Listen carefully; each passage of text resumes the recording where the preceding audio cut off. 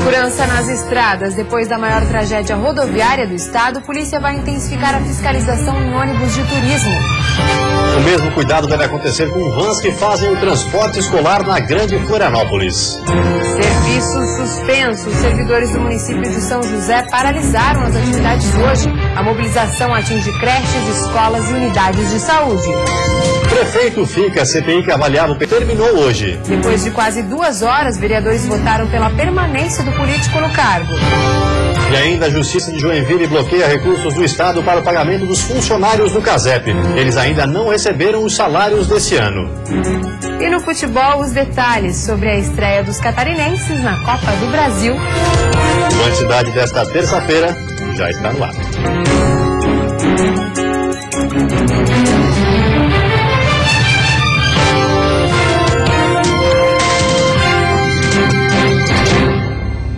Olá, boa noite. Boa noite. Servidores municipais de São José, na Grande Florianópolis, entraram em greve hoje por tempo indeterminado. A categoria aguarda um comunicado da Prefeitura da cidade sobre o reajuste da remuneração dos trabalhadores. A paralisação já atinge setores como a saúde e a educação.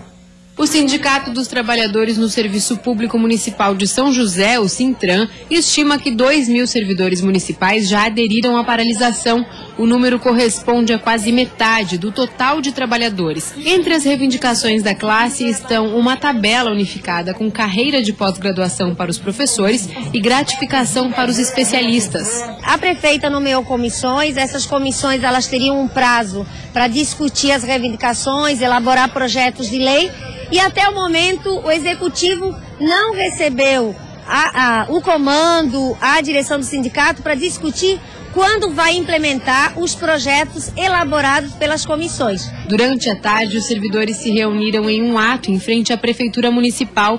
Eles aguardavam para serem atendidos pela prefeita Adeliana Dal Ponte. Este professor municipal diz que a categoria está unida e ainda aguarda um comunicado do Poder Público sobre suas reivindicações. A gente tem salas de aulas lotadas, então a prefeita simplesmente fez promessas durante a campanha e esqueceu as promessas. Conforme um levantamento da Prefeitura Municipal de São José, 19% das creches e 44% das escolas da cidade estão com as atividades paralisadas. A área da saúde também foi atingida com a greve. Os atendimentos de vacinação e farmácia nos postos municipais já foram suspensos, além de algumas consultas médicas canceladas. Este profissional diz que a categoria quer redução na jornada de trabalho para garantir qualidade de vida aos assistentes sociais e psicólogos. Nós temos hoje em dia profissionais com o mesmo nível de educação, mas que estão ganhando salários diferentes. E a gente acredita que esse tipo de valorização é uma coisa muito boa.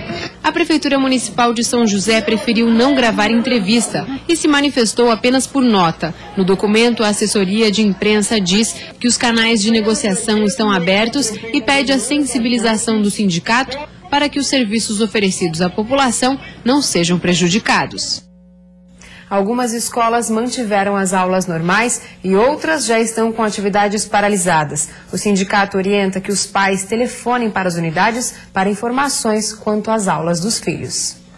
A Justiça de Joinville bloqueou recursos do Estado para o pagamento dos funcionários do CASEP da cidade. Eles ainda não receberam os salários desse ano. A decisão liminar da Justiça atendeu o pedido da Promotoria da Vara da Infância e da Juventude da Comarca de Joinville. R$ 620 mil foram bloqueados para o pagamento dos salários do CASEP. Os recursos vão ser repassados para a ONG Opção Vida, entidade que gerencia a instituição de menores. 27 funcionários aguardam pelos salários de janeiro e fevereiro.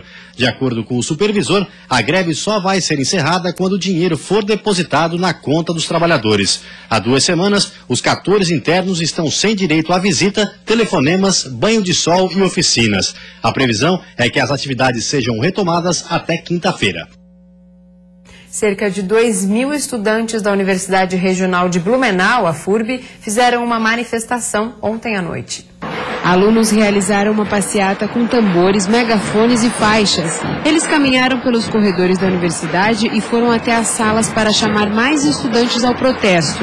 O ato foi contra a suspensão da renovação e de novos pedidos de financiamento das mensalidades através do Fundo de Financiamento Estudantil, o FIES. A instituição possui atualmente 11 mil alunos. Deste total, quase 3 mil financiam parcial ou integralmente o valor da mensalidade. De acordo com a reitoria da universidade, uma reunião em Brasília vai tentar resolver o problema junto ao governo federal. Em nota, a FURB alegou que todos os estudantes com contratos já firmados com o FIES estão assegurados para renovação e não há mudanças de regras para estes estudantes. Já os novos financiamentos seguem uma ordem de solicitação. São liberadas as inscrições por instituição de ensino e por curso, em ordem cronológica, através dos critérios de qualidade, distribuição regional e disponibilidade de recursos federais. E a seguir, depois do trágico acidente na Serra, vans escolares e ônibus de turismo vão ser inspecionadas regularmente no estado. E ainda, o governo acumula quase 2 milhões de reais de multa pela falta de manutenção em escola de Lages.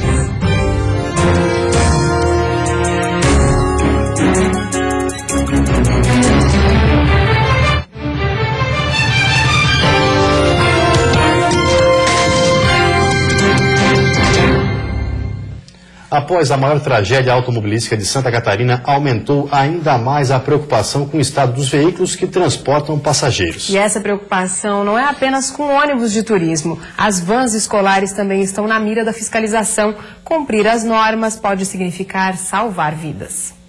Em Florianópolis, um decreto estabelece os itens a serem cumpridos pelo transporte escolar.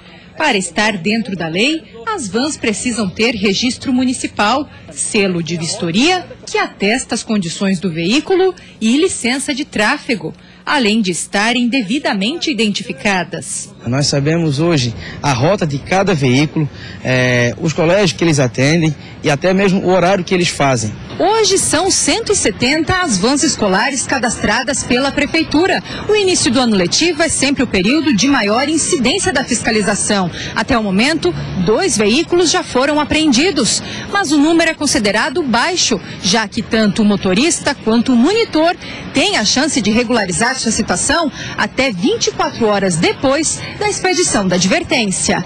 Os veículos ainda precisam ter um motorista e um monitor habilitados para atender os pequenos passageiros. Janelas travadas e cinto de segurança também são exigências. Elson está no ramo há 22 anos e sabe a importância de estar com tudo em dia. Ele transporta 40 crianças em 2 turnos. Dos dois lados, tanto o cliente, as crianças, os pais, como a gente também. O diretor do Departamento Estadual de Transportes explica que a atuação do DETER vai além e acontece em toda Santa Catarina com ônibus e vans de turismo. Um dos alvos são os pontos de circulação de passageiros. Nos postos da Polícia Rodoviária Federal, nos postos da Polícia Militar Rodoviária, com a qual nós temos convênio, os policiais militares rodoviários eles podem fazer as autuações do DETER. Também nos terminais rodoviários, nas festas, nos eventos de grande porte, onde o volume de veículo de transporte coletivo é muito grande. Já a Polícia Rodoviária Federal faz a fiscalização em rodovias brasileiras e auxilia a ANTT a acompanhar os deslocamentos interestaduais, como no caso do ônibus que perdeu o controle na Serra Dona Francisca, no norte do estado, e acabou deixando 51 vítimas fatais. O acidente ainda está sob investigação para apontar se havia ou não possíveis irregularidades. Esse veículo ele estava com excesso de lotação. Logicamente que se havia excesso de lotação, havia muitos passageiros sem cinto de segurança. A questão da falta de autorização da ANTT, por ele estar fazendo um transporte passando em mais de um estado, precisaria dessa autorização. Se ficar comprovado realmente a falha mecânica, isso pode denotar uma falta de manutenção do veículo. E a questão do motorista ser o próprio proprietário, não que haja irregularidade nesse aspecto, mas é muito importante que o motorista de ônibus, assim como o de caminhão, que são veículos de grande porte, que eles sejam realmente profissionais. E uma liminar na Justiça obriga o governo do estado a pagar multa diária pela falta de manutenção de um antigo colégio. O prédio está interditado desde 2011 por problemas na estrutura. Desde 2011, o Colégio Aristiliano Ramos está fechado e sem nenhum tipo de manutenção. Só agora, depois de um ano da liminar que obriga o governo do estado a fazer a manutenção e restauração do local, é que os trabalhos devem começar. A partir dessa semana nós vamos fazer uma ação no Colégio Aristiliano, como dedetização, uma limpeza geral, uma avaliação da cobertura, de toda a sua estrutura de madeira, que lá a parte de cima de madeira, e os engenheiros da Prefeitura, os engenheiros da Secretaria Regional, vão fazer essa avaliação para ver quais os reparos que serão feitos nesse período para que não aconteça o desabamento. Promotor que está cuidando do caso diz que a multa ao governo pelo descumprimento da medida já ultrapassa R$1 milhão. O que se busca nessa ação é que o Estado cumpra o seu dever de proteger um bem valioso para a nossa comunidade. No prédio que fica na praça central da cidade, a proliferação de pombos preocupa. Para este biólogo, é importante que a limpeza seja feita frequentemente, já que as fezes das aves são um risco para a saúde da população. É porque nas fezes dos pombos é um meio de proliferação de vários micro-organismos que podem causar danos à saúde humana. O colégio foi interditado pela Defesa Civil em dezembro de 2011 por apresentar problemas na estrutura. Na época, cerca de 1.500 alunos foram transferidos para outras escolas. Desde então, surgiu um impasse na Justiça. De um lado, o Ministério Público pede a restauração do prédio. E do outro, o governo do estado quer a demolição da estrutura. O Colégio Aristiliano Ramos foi um dos precursores no ensino catarinense. O prédio, construído na década de 30, já tem mais de 70 anos de existência. Agora, apesar da liminar do Ministério Público que pede a restauração da edificação, o governo do estado quer tentar derrubar a medida. A ideia é que o prédio dê lugar à ampliação da Praça João Costa. Mas o futuro do Colégio Aristiliano Ramos está nas mãos da Justiça, que ainda não julgou a ação. E você vai ver a seguir: melhoria na saúde. A ampliação do Hospital Teresa Ramos em Lages já está com 60% das obras concluídas. E no futebol, os preparativos de 3 equipes catarinenses para a estreia na Copa do Brasil 2015.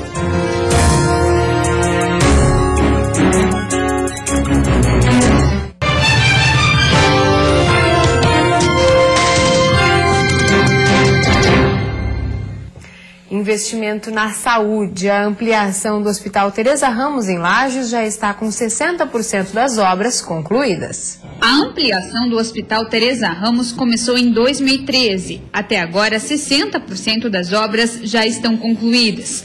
Os 8 andares já foram erguidos e a empresa trabalha na parte de finalização da estrutura. Nós estamos trabalhando na parte de divisórias e também vai estar entrando a parte de instalações elétricas e sanitárias e todas as demais instalações da área hospitalar também. Depois dessa primeira etapa concluída, outra licitação será realizada para a compra dos equipamentos hospitalares e para os acabamentos da obra, que tem previsão para ser entregue à população no ano que vem. No total, serão mais 92 leitos de internação e mais 30 leitos de UTI, além de centros cirúrgicos, pronto atendimento e heliponto. Um concurso público para a contratação de 500 profissionais que vão atuar nessa estrutura do Teresa Ramos deve ser realizado. Segundo o secretário da SDR, o concurso ainda não tem prazo para acontecer. Atualmente, o hospital já é referência em oncologia, queimados e obstetrícia. As novas especialidades que serão oferecidas na nova estrutura estão sendo estudadas. A cardiologia é uma das que está em discussão. Estamos tratando com muito cuidado, conversando com as pessoas que entendem dessas questões aí, para que a gente realmente faça as especialidades que sejam necessárias. Com a conclusão da ampliação do hospital, o Teresa Ramos deve ajudar a suprir as demandas das regiões da Serra, Meio Oeste e Alto Vale do Itajaí. Nós temos muitos problemas aí, inclusive com os hospitais da região que não suportam ou que por problema ou outro fecharam alguns, e toda essa demanda vem para Lages. Então Lages vai se tornar referência na área da saúde. A quarta-feira vai ser de tempo seco, com predomínio de sol em todas as regiões. A temperatura mínima deve ficar em 8 graus na Serra e a máxima em 31 no litoral norte do estado. No oeste, sul e vale do Itajaí, a máxima chega aos 30. Já no Planalto Norte, mínima de 15 e máxima de 24 graus. E na Grande Florianópolis, mínima de 20 e máxima de 28 graus. E agora vamos de futebol. A Copa do Brasil 2015 começa amanhã para 3 times catarinenses. E os desafios são todos fora de casa. Na cidade de Águia Branca, no Espírito Santo, o Criciúma vai jogar pela primeira vez contra o Real Noroeste. Time que está na 2ª colocação do campeonato local. O Tigre, que não está lá muito bem no estadual, vai ter a estreia do atacante Paulo Sérgio. O técnico Luizinho Vieira disse que o foco agora é a Copa do Brasil. O jogo contra o Inter já passou, já faz parte de uma história ruim e negativa para o clube. Agora é outra competição e a gente tem que se projetar e trabalhar para poder chegar lá e vencer o jogo. No mesmo horário em Porto Nacional, lá no Tocantins, em Porto Nacional, a Chape pega o Inter Porto.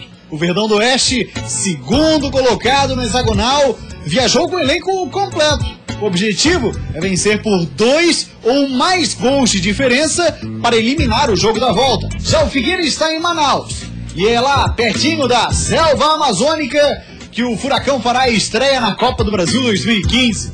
O adversário do Alvinegro é o Princesa dos Solimões. E o técnico Argel Fux vai colocar em campo um time com várias modificações. Além dos desfalques de Mazola, Thiago Heleno e França, a partida vai servir também para o técnico experimentar alguns talentos da base. Futebol hoje é dinâmico. Mudou bastante o futebol. Na minha época, só tinha 11 e jogava os 11 até o final do ano. Não, hoje o futebol não tem mais como isso, porque a velocidade e o desgaste é muito maior, né? Na minha época se corria 4, 5 quilômetros, hoje se corre 12, 13. E a seguir, CPI dos requerimentos terminou hoje em Tubarão e o prefeito vai permanecer no cargo. E ainda em investimento, o complexo do Porto de Itajaí vai poder receber navios maiores.